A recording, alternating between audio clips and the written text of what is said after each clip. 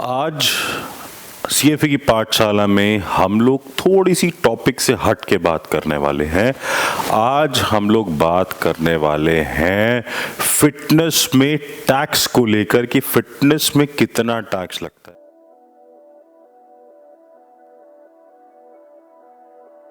मैं ये बात क्यों कर रहा हूं? क्योंकि आज पिछले एक हफ्ते में मैंने एटलीस्ट 8 से 10 केसेस सुन लिए हैं जहां पर जीएसटी की रेड हुई है, जहां पे चाहे वो छोटा जिम था, चाहे वो बड़ा जिम था, चाहे वो पर्सनल ट्रेनिंग बिजनेस था, वहां पर जीएसटी की रेड हुई है। और जब जीएसटी की रेड होती है तो उस पर बहुत सारे फैक्टर्स इन्वॉल्व होते हैं। जीएसटी होता क्या है? जीएसटी है goods and service tax. Gym जो आता है वो सर्विस टैक्स के अंडर कवर होता है, जहां पर वैसे तो हमें टैक्स जीएसटी नहीं देना चाहिए, बट फिर भी सरकार हमसे चार्ज करती है लगभग 18% जीएसटी। अगर आप देखेंगे तो अपना जो जीएसटी का स्लैब आता है वो आता है लगभग 18% की कैटेगरी में। मतलब अगर आप हेल्थ प्रमोट कर रहे हैं तो आप 18% के रेट पर जो है जीएसटी को चार्ज करेंगे और सरकार को पे करेंगे। मतलब मान के चलिए कि अगर आपकी जिम की मेंबरशिप साल की 10,000 रुपए है तो वहां पर आपको 11,800 रुपए लेने पड़ेंगे और जमा कराने पड़ेंगे 1,800 रुपए as goods and service tax. अब ये आपको क्यों कराने की जरूरत है?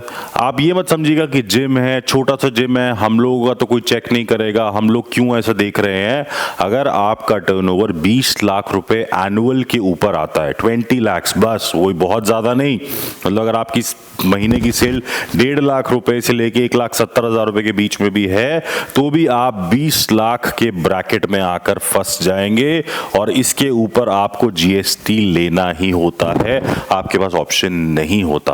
अगर आपका जिम 3-4 लाख की सेल करता है तो आप जीएसटी के ब्रैकेट में आते हैं।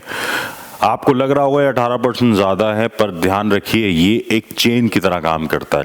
अगर किसी फॉर एग्जाम्पल इक्विपमेंट मैन्युफैक्चरर या इक्विपमेंट वेंडर जो है उसके यहाँ पे कभी रेड होती है और वो देखता है कि बिल आपको भी गया है और वो आएगा आपके जिम में और बोलेगा जी अपने बिल्स दिखाओ, वो आपको कि मेरा तो छोटा जिम है, मैं तो बिल ज़्यादा देखता नहीं, तो क्या करेगा आपके जिम की एंट्री बुक उठा लेगा या वो देख लेगा कि कितने लोग दिन में एक्सरसाइज कर रहे हैं, एक कैलकुलेशन बिठा लेगा, आपकी बैंक अकाउंट की डिटेल्स मंगा सकता है, उसमें देखेगा महीने में कितने पैसे आ रहे हैं।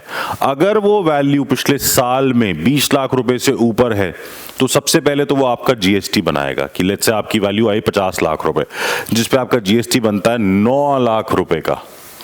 तो सबसे पहले तो वो बोलेगा ये 9 लाख रुपए देने हैं। उसके बाद वो कैलकुलेट करेगा कितने टाइम से आपने ये पैसे नहीं दिए। लेट्स से वो 5 साल तक पीछे जा सकता है। हर साल का आपके ऊपर टैक्स, हर साल का पेनल्टी, हर साल का इंटरेस्ट लगाएगा। वो 9 लाख को 27 लाख रुपए बना सकता है। अगर उसके हाथ में पावर है तो वो ये करेगा कि आपके ऊपर 9 की जगह 27 लाख की लायबिलिटी लगा देगा। अब सोचिए जितना मैंने टैक्स बचाने की कोशिश करी चोरी करके वहां पर, उससे तो कुछ हुआ नहीं, बल्कि ये लायबिलिटी मेरे सर पे और खड़ी हो गई into 3। तो अगर आप एक जिम ओनर है या एक पर्सनल ट्रेनिंग बिजनेस भी रन करते हैं तो अपना जीएसटी जरूर भरिए, अपना जीएसटी अप्लाई कीजिए। इससे आपको फायदा क्या होगा कि जब आप जिम खोलते हैं तो जो इक्विपमेंट आप खरीदते हैं या जो आप इंटीरियर कराते हैं उसमें जीएसटी की जो आप बिल लोगे तो वो आपका जीएसटी इनपुट काउंट होगा। तो इसका मतलब क्या है कि सरकार को आपको 1,800 रुपए एक ही बार देने हैं जब आपने मेंबरशिप पे लिए। तो आपने अगर वो पैसा इक्विपमेंट में दे दिया या वो पैसा आपने अगर इंटीरियर में दे दिया तो अब ये 1,800 रुपए आपको नहीं देने जब तक कि वो वैल्यू खत्म नहीं होती है। तो जब भी आप रेंट दे रहे हैं, आप इक्विपमेंट रिपेयर करा रहे हैं, कोई भी और ऐसी चीज कर रहे हैं, उस पे आप जीएसटी का इनपुट ले सकते हो और अपना जीएसटी बचा सकते हो इस तरीके से। बट अगर आपने नहीं लिया है और आपकी टर्नओवर 20 लाख रुपए साल से ज्यादा जा रही है, ट्रस्ट मी, अगर ऐसा कभी हुआ, अगर गवर्नमेंट कंप्लायंसेस की बात आई तो आपके ऊपर बहुत प्रॉब्लम हो सकती है। जैसे मैं देख रहा हूं इंडस्ट्री में लोगों की पर्सनल ट्रेनिंग सर्विसेज है जो 5-5, 10-10 लाख रुपए महीना चार्ज कर रहे हैं बट कोई जीएसटी नहीं दे रहे हैं। आप समझिए कि अगर सरकार चाहेगी तो वो कहीं से भी उठा के एक डेटा लाएगी और अपने बेसिस पे जीएसटी कैलकुलेट करेगी और वो आपको देना पड़ेगा। वो आप मैनेज नहीं कर सकते हो, वो आपको देना पड़ेगा कि ऐसा हुआ है, ऐसा आपने किया है। और अगर आपके बैंक में एंट्री आई है तो आप उसको डिनाई भी नहीं कर सकते कि ये पैसे किस चीज के लिए मैंने लिए थे। फायदा आपको ये होता है जब आप जीएसटी ले लेते हो तो आप एक फॉर्मल इकोनॉमी का पार्ट बनते हो, उसके साथ साथ आप जीएसटी बिल्स दे सकते हो। उसके बाद बहुत सारी कंपनीज हैं जो रीएम्बर्स करती है इस पैसे को, तो अगर जीएसटी बिल होता है तो उसकी वैलिडेशन भी बढ़ जाती है।